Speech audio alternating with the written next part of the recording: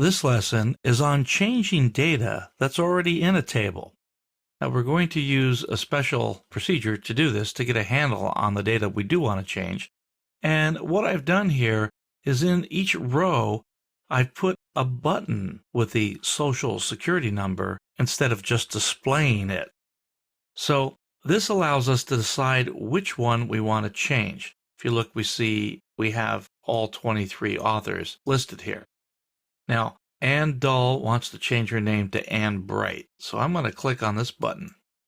And now it called the program, ran it, and put the name of the person I clicked in the field. So let's go change the name. So it says Ann Bright. I'm going to save the changes.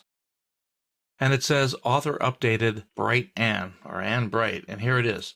Ann Bright is there now, and there is no Ann Dull. So that change has been effected. Of course, the social security number stays the same because that's the primary key. There's an error built into this program that I want to show you because it's a trap that's easy to fall into. Look at the name here, Michael O'Leary, the apostrophe. I go ahead and click on that button, and it just brings in O. It doesn't bring in the whole O'Leary. Remember Michael O. I'll show you him in the code and why that didn't work, and so you can avoid that kind of pitfall in the future. Before I do that, I'm going to quickly do a view page source, and we'll just take a very quick look at the type buttons that we're creating here. If you look, there's a type equals submit. The name of the button is update author, and the value of the button is the social security number of the particular author that we want to change. We're going to use that value to know what to get out of the database and where to change the information in the database. So let's close that, and we'll go now to the code. So here we are, top of the program, couple of division styles. Here I check to make sure that the update author is set or not set. If it is set, I go ahead and get this into update author. Well, what I'm getting, of course, is the value of the button. The value of the button is a social security number normally. So, but in the beginning, I'm just going to have it be blank. So let's go down. There's a little trick with the button being named update author. I have that in all places. All buttons are named update author. And we're going to use information based on that to know whether we're saving changes or whether we're retrieving data and putting it in the form like we did the first time. So stay tuned. Keep that in the back of your mind. That name is the name of all the buttons on the form. Let's go down. Our normal connection, MySQL Connect. Select the database. Now, form data. I named it just like my SSN and my last name, etc. So the normal routine, if there's nothing there, if it's not been set the first time in, we just blank it out. Now down here, I'm looking at update author. I'm saying if it equals save changes, that's the button where we save the changes, then if my fields aren't empty, the first name and last name, I'm going to run an update author function. Let's go back. Remember, most of the update author buttons had a social security number on it, but the one button had the word save changes. Let's go back to it. You can see here that button, while the name of the button may be update author, the text was save changes or the value.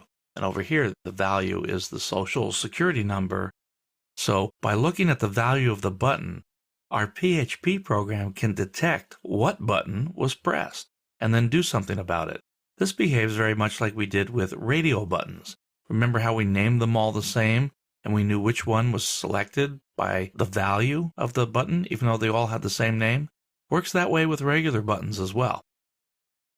All right, so we'll look at the updating the author function. So we've clicked the save changes. That means when I had Ann Dull in my form, I changed Dull to Bright, and it would have run this function. Let's go down to the bottom of the code and look at that function. And here we are, update author, connection string, and 3 pieces of information I need. So I'm formatting the statement, update author. I set the first name to my first name, the last name to my last name. I just go ahead and do this every time. You could go in and detect whether they made any changes to what was initially put in the fields and then only put out the set for the one that changed if it was just one of them. In this case, I thought it was just as easy to just set them all again. So the last name changed, but the first name's the same, and it really didn't hurt anything. Now again, if I leave off the where clause, that means I would change every row in the table to Ann Bright. We don't want to do that, clearly. So we need the where clause on the update author statement, checking where the social security number equals the one that we passed in. Now, if it works, display author updated, that's okay. Otherwise, our standard error messages and the word not updated is returned. So let's go back up to that code again. Because this time we have code going on down here that we need to do. Now, if the button wasn't Save Changes, it just skips all this and drops down here and selects the information off the author table. We make sure that we selected it OK. If not, we display the error message. Else we come down and we start building the table just as we've done in the past. Go down farther, we're fetching the data. And now here, I'm checking this field to make sure that it's not Save Changes. I want to make sure that that wasn't the button that was pressed. If one of the other buttons that had the social security number on it was pressed, I want to go get it. I want to get the particular one they want to change. So I trim the value, which is the social, and I compare it to the social that was just returned from the row.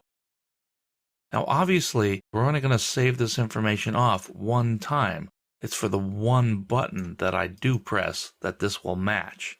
So when it does, I save off the row's information into these fields, my SSN, last name, and my first name. So I'm going to save that off. I'm writing out to the table. Here's the button. Type submit, update author. The value is the social. Now, what we need to do is once we have this information, the my SSN, last name, and first name, down below the loop, we're setting that form that we have to the right. We're defaulting it with those values that came back. I'm putting the last name there and the first name there. Remember when we first clicked the button, it ran this program and put in the words dull Ann or Ann Dull for the name. But what about this? The social security number. We didn't see that on the form. Here, I'll take you back and I'll show you. So I'll come back to Michael O. Let's not forget him. If I click on this one, it brings in Abraham Bennett. But I don't see a social security number there. Let's do a view page source. We'll see if we can get to where that is. So now we're going to show you on the form where this is. Here's Bennett, my last name.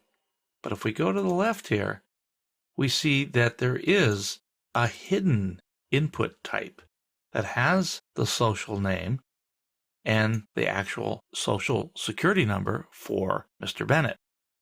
So it's on the form and it's got a name, but because it's hidden, the user doesn't see it. So we don't have to see it. Let's go back to the code real quick. So this hidden value is the key here. The reason we do this is we want our form to be able to retrieve that value later when we click enter so we know which author to save. This code is in your working files area so you can review it. That ends our lesson on changing data in a table.